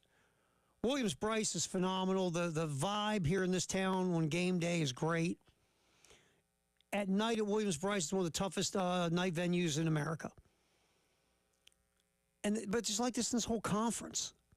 And you just don't have that depth of it in the Big Ten as you do in the SEC. All right, Firehouse Subtext the hour real quick, 803-404-6100. Yep, Tara, I'm a big Steelers fan. You got to re-sign TJ Watt. Full stop. Nothing else needs to be said. Yeah. If you're doing all the stuff you're doing in the offseason, if you're the Steelers, to get back into contention again, to where you actually can win a playoff game for the first time in forever, TJ Watt's a huge piece of that. You just got to figure out a way to make it work. What's trending at 2 coming up next here on the Halftime Show, sponsored by Traditions Fine Jewelry and Gamecock Traditions. South Carolina gets a big get on the recruiting trail. We have that coming up. And the Knicks finally have a head coach. That's next on the Halftime Show on the Game.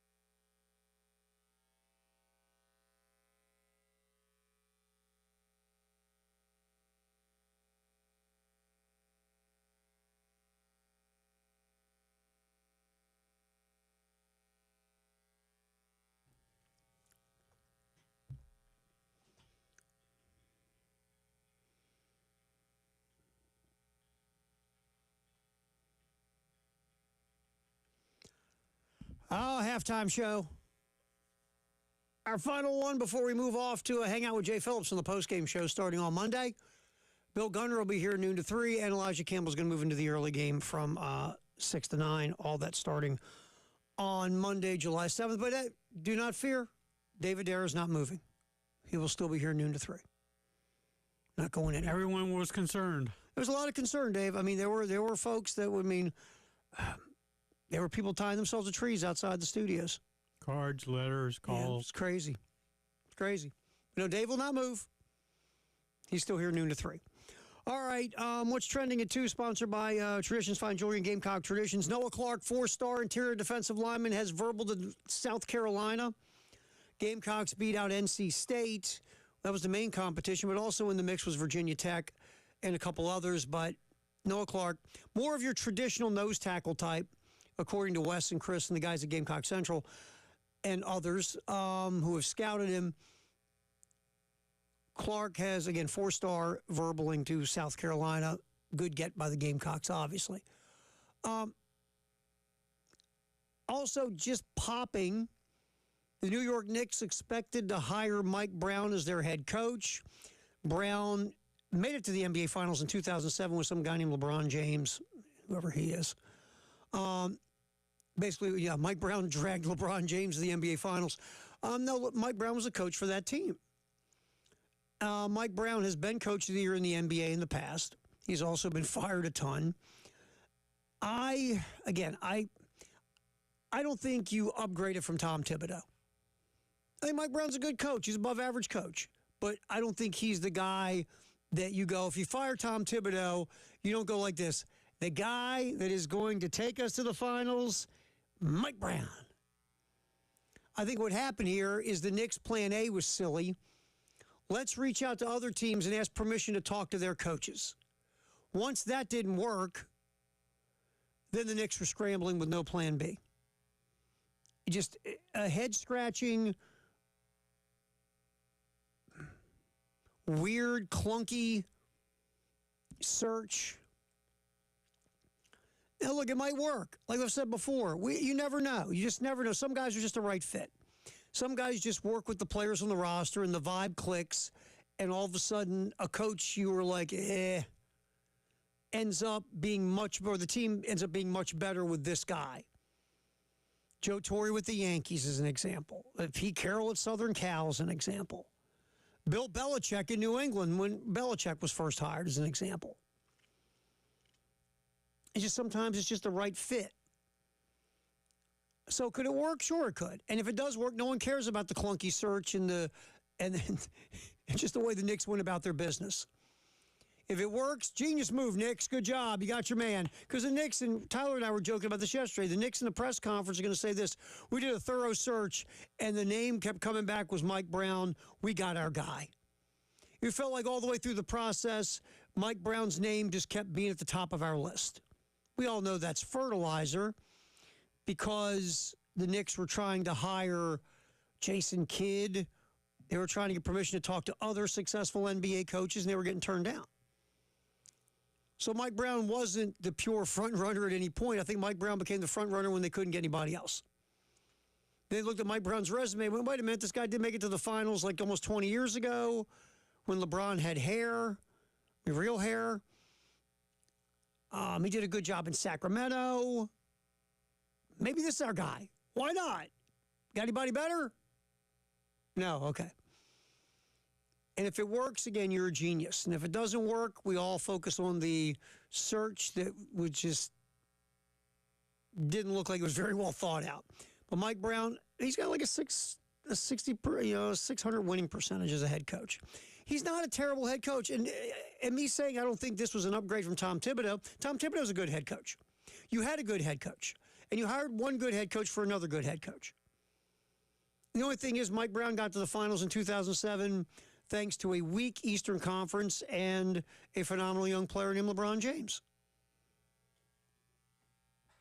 But the Knicks get their guy. It seems like Mike Brown will be the new head coach for the New York Knicks. What's trending at 2, sponsored by Traditions Fine Jewelry and Gamecock Traditions. All right, David, there we're going to get to cut 4 here in a second. All right, the WNBA they are expanding. They're going to go into Cleveland, Detroit, Philadelphia. Well, Sophie Cunningham, who's become a thing, especially on social media, because, she basically stood up for Caitlin Clark in a game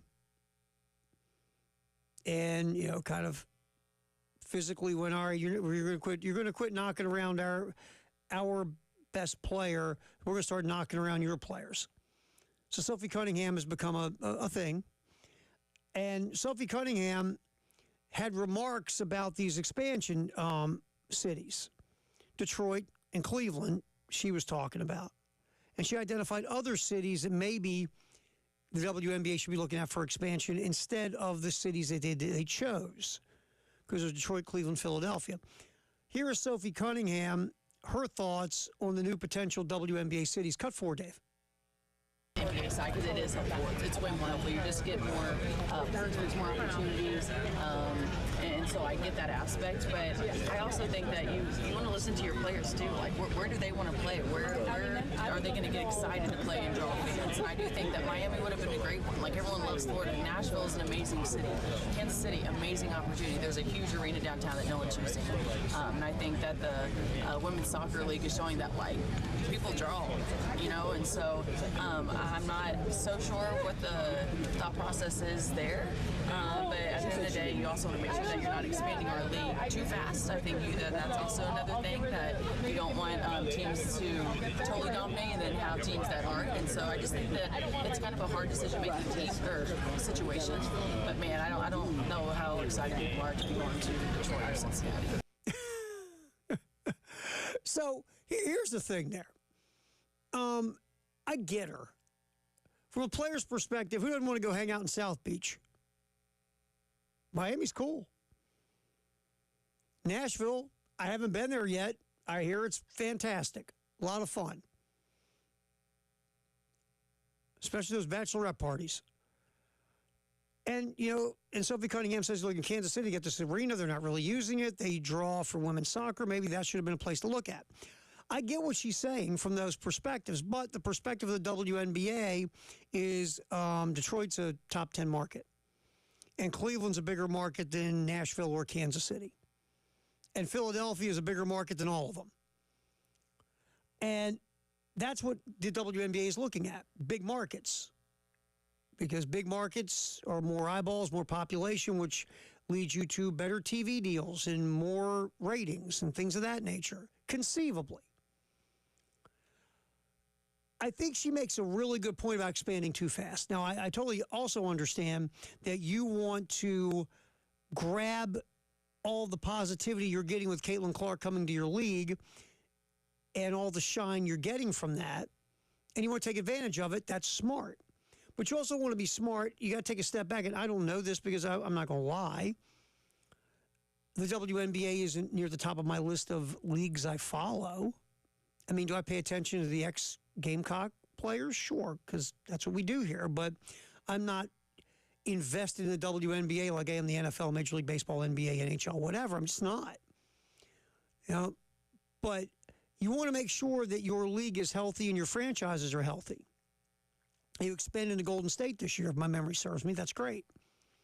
But you got to make sure that your franchises are on firm footing before you start adding more is really what you need to do, especially a league that hasn't had a lot of, spotlight and a lot, to be fair, coverage or success consistently in a lot of the important areas that you need to have success in before you start expanding. So you got to be careful with all that. But I get the league wanting to, grab the iron and run with it because it's hot with Caitlin Clark.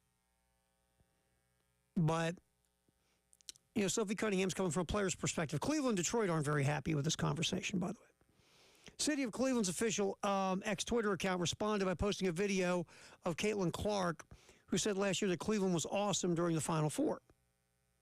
Again, Cleveland taking care of their city and pimping it, of course.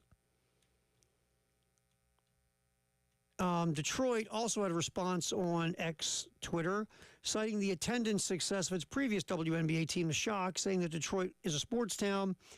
We're sure we'll see the same excitement for the WNBA returning.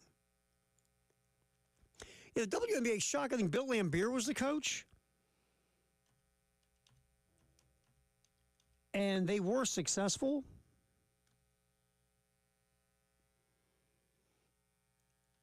And then they were gone. The Shock relocated to Tulsa and then went to Dallas. I had to look that up real quick. But they did win 3 WNBA championships, to my point, and Bill Laimbeer was a good coach. So there was success there. But then the team did move. You don't move if you're massively successful, is, I guess, my pushback. But there was success in Detroit with attendance for a period of time and on the court. So that's the pushback from the city of Detroit. But just, I mean, again, it's one of those conversations where you sit back and you go, all right, I see both sides of this thing. I get it. But the players, that perspective loses, unfortunately, because, again, you're looking at bigger markets like a Philly and a Detroit. Now, will it work? Will it work Detroit 2.0? I don't know. Will it work in Philly? I don't know. Philly's a great sports town, but it's a great sports town with a crowded sports landscape. I mean, the Eagles rule, obviously. The Flyers have a great fan base. The Phillies do well in attendance. They really do. And the Sixers is kind of weird. When the Sixers are good, that place is packed. But when the Sixers aren't, people are like, I mean, they go, but it's not like a passionate sellout with a rabid crew. My kid loves Giannis, and we went to a Sixers game for his birthday last year. And I mean, the place, it wasn't packed like, sellout packed, but it was a good crowd. Great smash burger I had, by the way. But I just don't know, in a crowded sports landscape in Philly, you're really going to have something to make those people, gravitate to your WNBA games. You just can't say, well, it's a big market, let's put a team there. No, you got to take a look at, okay, what are we going to do in this market to stand out in a very crowded sports market? So just an interesting story. All right, what's trending at 2, sponsored by Traditions Fine Jewelry and Gamecock Traditions. Terry Ford, appreciate you hanging out with us here on the game. EA Sports, as we love lists this time of year, put out the 10 fastest football players in college football. And there's a name here that's kind of familiar. We'll get to that next here on the halftime show. Terry Ford, David Dare, appreciate you hanging out. We go to 3 on the game.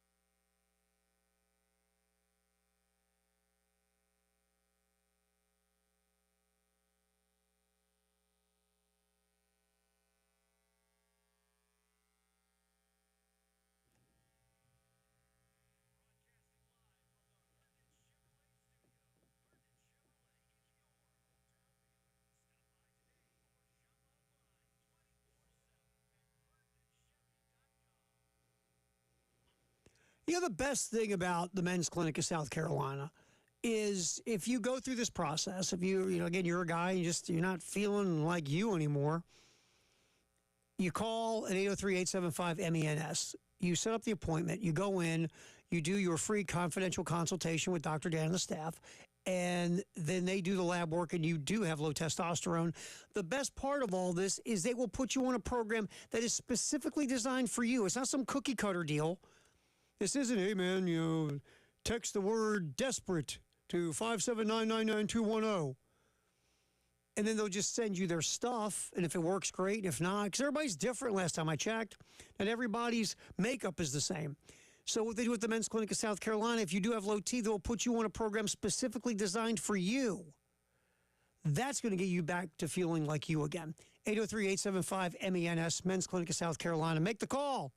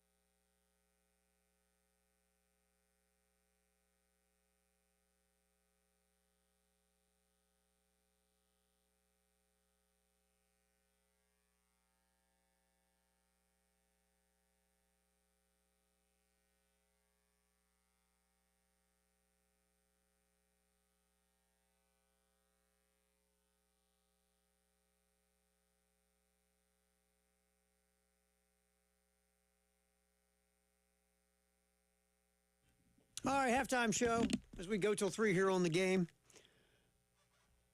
David Dare's here punching the buttons. Terry Ford, we're hanging a few more segments, and then we'll just hand this off to Bill and Tyler and Dave starting on Monday, and I'll go hang out with Jay 3 to 6, and then Elijah Campbell will go move in on the early game from 6 to 9. Again, that's Monday, July the 7th. We get the whole thing cooking. Wait a minute, you said I was... No. Well, Monday, just temporarily next week, you probably have to hang out on the morning show since Jen's not here. But then once that's over, you go back to noon to 3 where you belong. A lot of people told me to go back where I belong. Or go other places. I've heard that a lot in my life. But anyway, all right, so that's starting on July the 7th. All right, it's funny.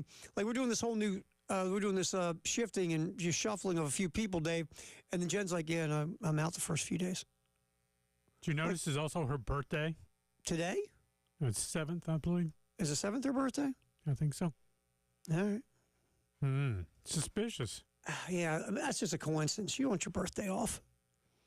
That's no fun. Never. You ever notice as you get older, those kind of things, taking your birthday off from work is like a thing, and then going out to eat's a thing? Everything else is whatever, but I want to go out and eat, and I want to take my birthday off where I can, like, sleep in and do nothing. Unless you're single and lonely, and then you go to the pizza place, get a pizza, take it home, eat the whole darn thing. You're just making this up. You're not talking about anybody we know. No one I know. No, we're just making this up. Certainly not me. Not you. I was going to say, that's absolutely not you. Then eat a whole box of vanilla wafers. Vanilla wafers are kind of underrated, man. I mean, not like the generic ones that just say wafers on them, but I mean like the real vanilla wafers. Real ones. Real vanilla wafers are underrated, man. See, that's why I love banana pudding so much, is the wafers. Oh, yeah, absolutely. The wafers. Wafers are phenomenal. Phenomenal. So, I mean, you wouldn't spend your birthday by yourself at a pizza place, getting a pizza, taking it home, eating the whole pie, and then knocking off vanilla wafers. You're just making up something, like someone who would have that kind of day. I think I heard who's lonely and desperate. That's not you, though. Not me, no. No, not at all. Just a make-believe person. Yeah. Okay. All right, so EA Sports, as we roll, it's trending at 2, sponsored by Traditions, Fine Jewelry, and Gamecock Traditions. They pop out their list of the 10 fastest players for college football 26. To the surprise of no one, the guy that tops this list is South Carolina's Nick Harbor, a 99. EA Sports expects Harbor to be the fastest player in college football this fall. Harbor finished 5th at the SEC Indoor Track and Field Championships last year, clocking in at 20.87 in the 200. Additionally, Harbor recorded his personal best times during the outdoor year, 10.11 in the 100, 20.20 in the 200. Second-team All-America honors in both events. And, of course, Harbor obviously skipped track this year. It was not an Olympic year, and Harbor wanted to concentrate on football. Number 2 guy is also an SEC player, transfer portal guy to LSU, Berrien Brown, who was at Kentucky. Brown's fast, very fast. They recorded speeds of 23 miles per hour in open space for Berrien Brown. He's a guy, if he could ever get more consistent with his route running, and when you threw it to him, he caught it most of the time, Berrien Brown would be a massive weapon. He's just not consistent. But when Berrien Brown gets a ball in his hands, things can happen. Absolutely. Another SEC guy punches in at 4. That's Arkansas wide receiver Jordan Anthony.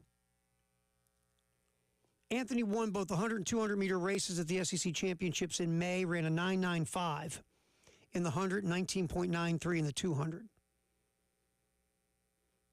But he only caught 8 balls last year.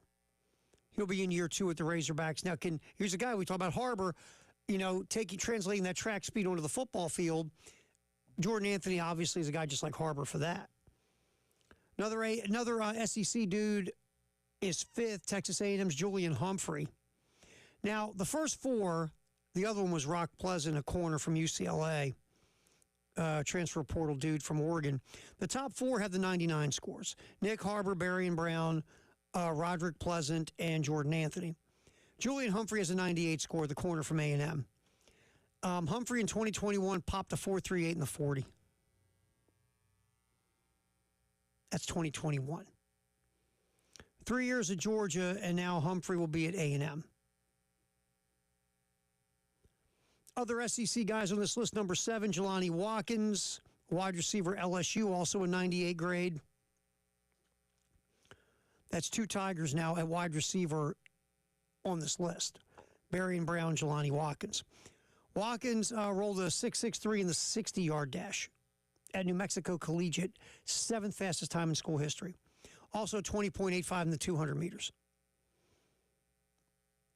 The last 2 were also SEC players. Zachary Branch transferred from Southern Cal to Georgia. Branch was electric as a freshman. Last year, just wasn't the same big play guy. I know the quarterback situation changed. There was no Caleb Williams. 2024, Branch did catch 47 balls for 503 yards, only 1 TD. But did run a 10.3 300 meters. Also, Branch's 2 years ago was a phenomenal kick returner as well. If Georgia can get the Zachary Branch from 2 years ago, Georgia's got themselves a heck of a playmaker at wide receiver and kick returner. Finally, Kentucky has Kendrick Law. Came through the portal from Alabama. They say Law hit 23.6 miles per hour in an offseason workout last year. Only caught 10 balls in 2024, but again, a guy with a ton of speed. So there you go.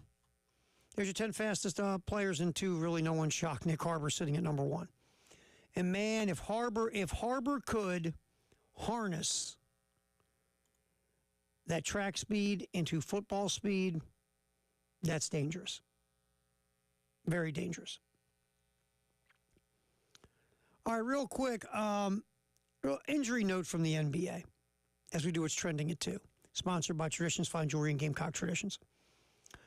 Jaren Jackson of the Memphis Grizzlies recovering from surgery on a turf toe.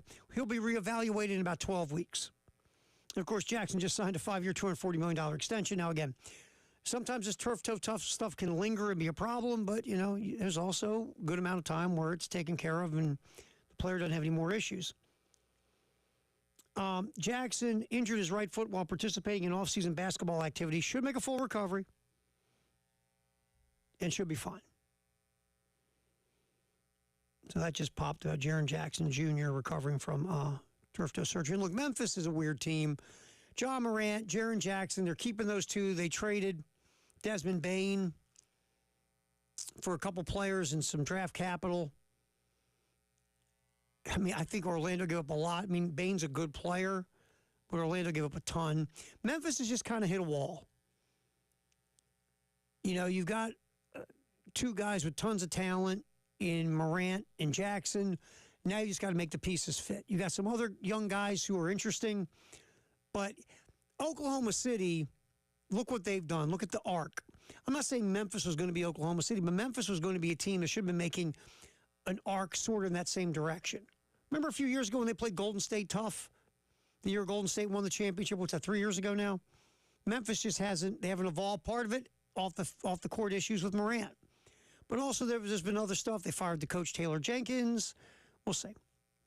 But Jaren Jackson Jr. being reevaluated in 10 to 12 weeks for that turf toe. That's what's trending at 2, sponsored by Traditions Fine Jewelry and Gamecock Traditions. Again, our on-demand menu, audio, video. Very simple. It's sponsored by Modern Exterminating.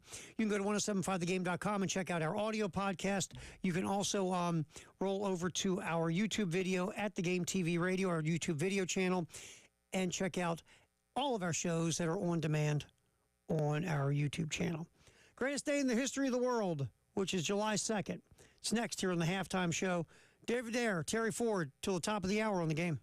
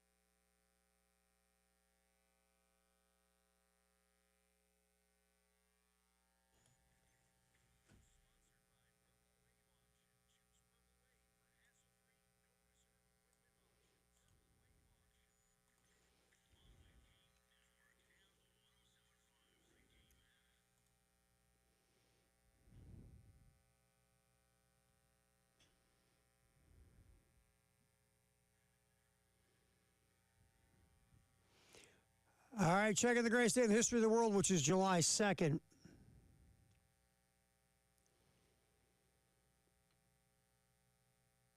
We'll go old school. We'll start there. 1921. Jack Dempsey fought Horace Carpentier, or something like that, for the heavyweight, for just a heavyweight fight. It was a match. It wasn't for a title, from what I'm reading. Was that So the wasn't bare alive. knuckles days? No, they actually had gloves on. Okay. Yeah, I mean, those bare knuckles days, man, they fight like 50 rounds. It was just insane. Just beat the snot out of each other. This Jack Dempsey fight, it was in Rickard's Orchard in Jersey City. Became the first $1 million gate in boxing history. It was fought in an orchard. Yeah, people are Throw picking apples at each cherries other? and apples and, oh, these green apples are great. Oh, look, those two men are beating each other up. Let's go look at that. Do you have all the cherries, honey? Their gate was $1.789 million. $50 ringside seats in 1921. In front of 80,000 people in the orchard, Dave, Dempsey knocked them out. 80,000. They got 80,000 people in the orchard. And by the way, you know how much almost 1.8 million is in today's money? No, how much? 31,158,758. Wow. Yeah, that's how much dough that made. I mean, Jack Dempsey he was a thing, man. He was very popular heavyweight champion back then. All right, also greatest day in the history of the world, 1966. Billie Jean King wins her first of her 6 singles titles at Wimbledon.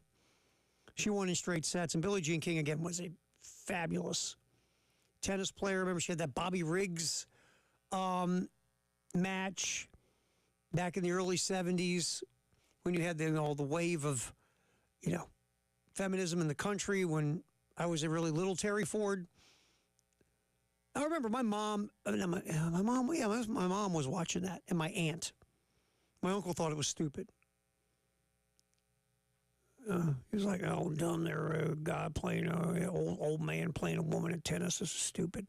In Lawrence, you had to be, if you were a guy, you had to be on his side. Mm-hmm. If you were a girl, you better be on his side too. couldn't root against Billie Jean King. And look, Bobby Riggs was old. I mean, he was a former Grand Slam champion, but he was a hustler. And remember, there was a lot of smoke about him losing on purpose because gamblers bet on her, and there was like a fix-in and all this other stuff.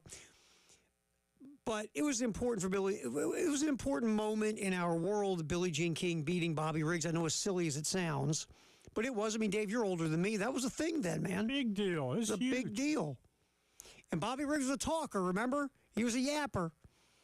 But Billie Jean King on this day in 1966 wins her first Wimbledon title. Also, greatest day in the history of the world, 1976. We stay with Wimbledon. Chrissy Everett. She beats Yvonne Goolagong in straight sets to win the women's single title. And Steffi Graf, she ended Martina Navratilova's 6-year run as Wimbledon champion with a 3-set win. It was the first time in 9 finals Navratilova would lose. Martina Navratilova was phenomenal. I mean, again, I think I'll go back. Serena Williams is the best women's tennis player I've ever seen in my lifetime, but Martina Navratilova, Steffi Graf, too. Excellent. 1989, jockey Steve Cauthen became the first rider in history to sweep the world's 4 major derbies after winning the Irish Derby. Cauthen had previously won the Kentucky Derby, the Epsom Derby, and the French Derby. Steve Cauthen was one of the greatest riders of all time, even though he probably didn't have all the, Triple Crown wins some others did. But Cauthen was on the cover of Sports Illustrated when he was like a teenager. He was like this jockey phenom. 1994. You want to talk about craziness in the world of fandom? We think we in America are kind of ridiculous and wacko about sports. You might remember this. 1994. Colombian defender Andres Escobar. Remember, Escobar deflected kind of an own goal. deflected the ball into his own goal in a 2-1 loss to the United States in the World Cup. Well, Escobar went back to Colombia and was killed outside of a bar in retaliation for having that ball deflect off of him into the Colombian goal. Yes, he was killed. Yeah. Yeah, that's a whole different level of nuts right there. Greatest day in the history of the world. Hideo Nomo on this day in 1995 became the first Japanese player to be selected to the MLB All-Star game. Hideo Nomo was good for a period of time. Made the All-Star team. I'm trying to remember if he threw a no-hitter or not in his career. So there's something in my head that he threw a no-hitter. But a good pitcher back in the 90s. 1999, Alexandra Stevenson becomes the first qualifier at Wimbledon in the history of that tournament to reach the women's semis. She was a qualifier. It's very difficult to get through that gauntlet at Wimbledon when you start off as a qualifier. This day in 2005, Venus Williams overcomes losing the first set and a championship point against her to beat top-ranked Lindsay Davenport for her 5th major title and her first in nearly 4 years. Venus was really good. I mean, Venus has been totally wiped out by Serena, but Venus Williams was a phenomenal player until, like, she had some, physical issues. A couple of boxing deals we're going to throw in here in a second. First, 2011, Vladimir Klitschko wins a unanimous decision over David Hay, adding the WBA title to his other heavyweight belts. Klitschko and his older brother Vitaly hold all 3 major heavyweight titles at that point in 2011. And if those guys were American doing that, oh my gosh, those guys would have been massive celebrities in this country. 2017, I watched this fight. Yeah, I know, I have no life. 2017, Jeff Horn, Australian fighter, upsets Manny Pacquiao, a highly controversial decision for the WBO welterweight championship. The fight, oh, by the way, Brisbane, Australia. Oh, by the way, Jeff Horn was Australian. I watched that fight. Pacquiao won. If I was a judge, Pacquiao would have won on my card. Same thing happened to Pacquiao with Timothy Bradley. 2 fights, Pacquiao clearly won, but lost on the judges' cards. And one final little tidbit here. We got 2 of them. 2016, Sam Querrey ends Novak Djokovic's quest for a true Grand Slam in the 3rd round at Wimbledon. The match was interrupted by 3 rain delays after being suspended in progress because of showers a night earlier. Querrey outlasts Joker 7-6, 6-1, 3-6, 7-6 at Wimbledon. Might have been Querrey's best moment as a singles player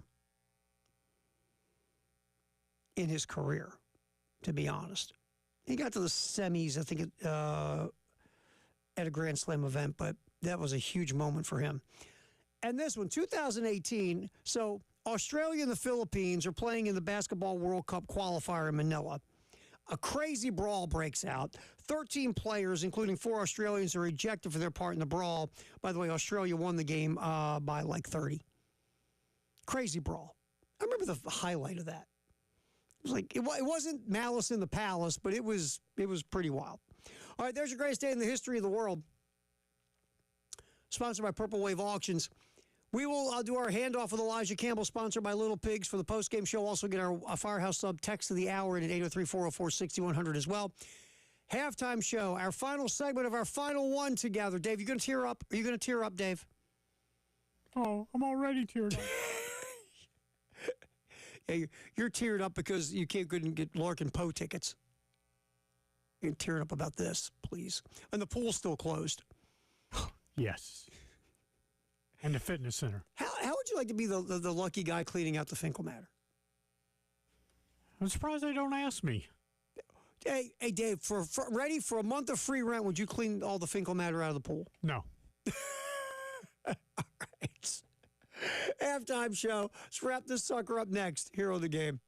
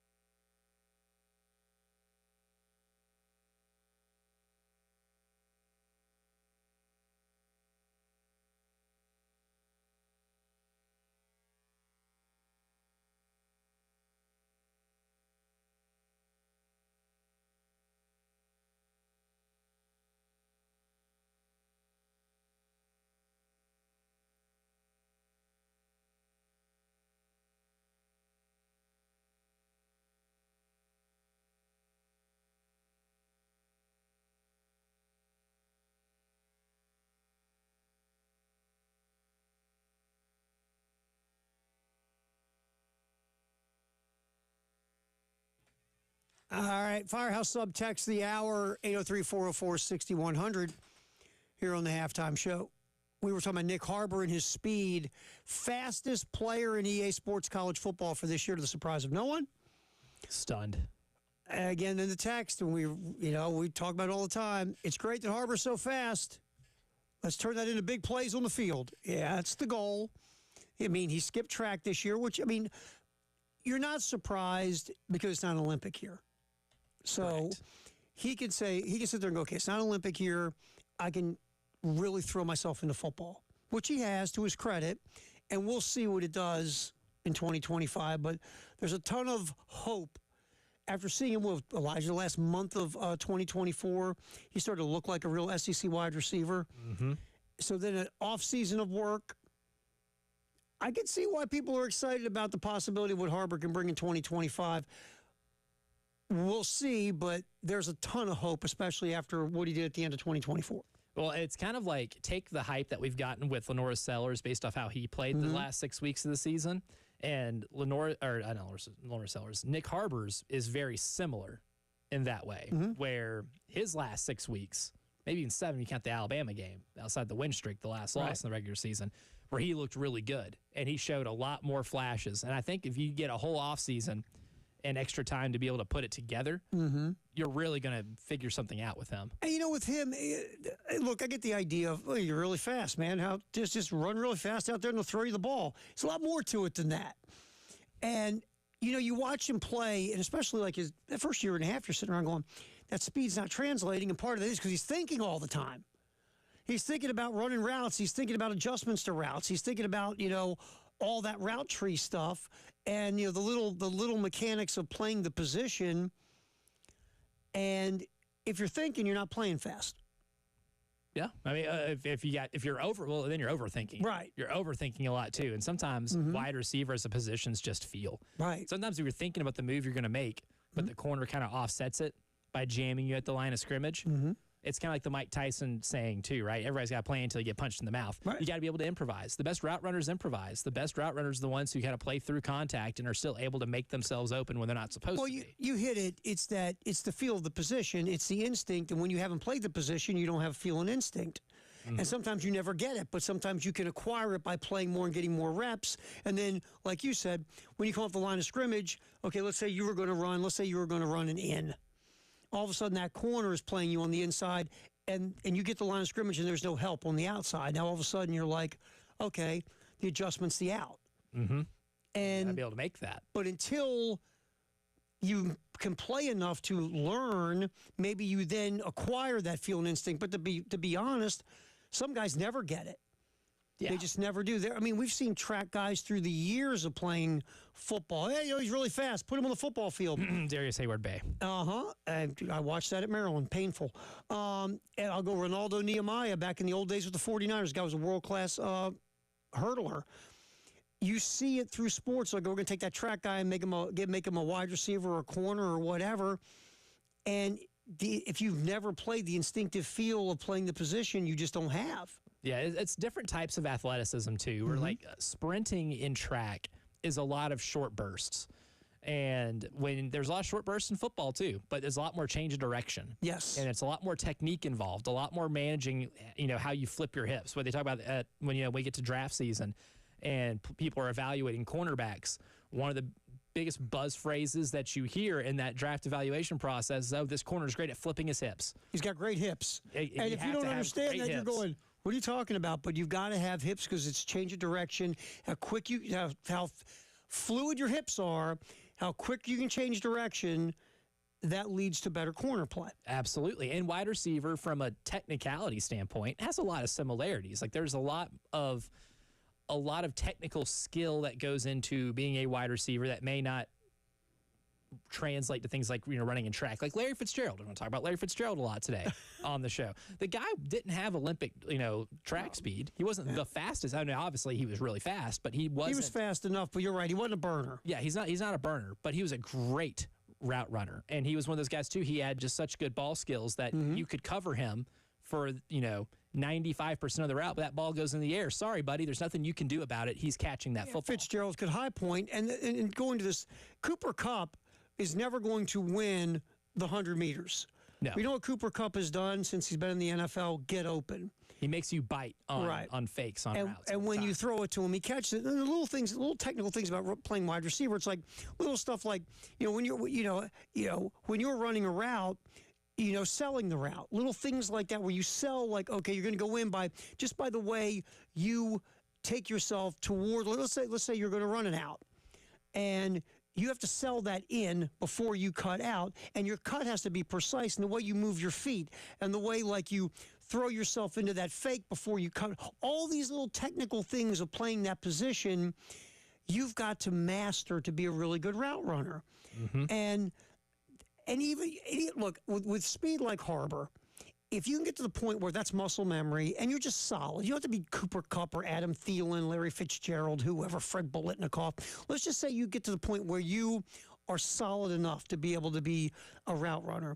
Then you're thinking less or overthinking less because now it's muscle memory. Now you can unlock that speed more, right? Because Absolutely. Now you're just playing ball. Yeah, well, then it's second nature. Like the technical stuff becomes second nature. Mm-hmm. And then once you get into the route you're running, you can break into that second gear. And that's when you're creating separation. That's when you're getting open. That's when you're able to do things with the ball in your hand that utilize the stupid track speed that guy's got. Mm-hmm. Right. And the other part of it is some people play faster when they're playing football than run track. And some people don't run faster than they are on the track. For example, Jerry Rice never got caught from behind. Jerry Rice ran a 4.640 at the combine. Jerry Rice turned the tape until Jerry Rice got old. Nobody ever caught Jerry Rice. No.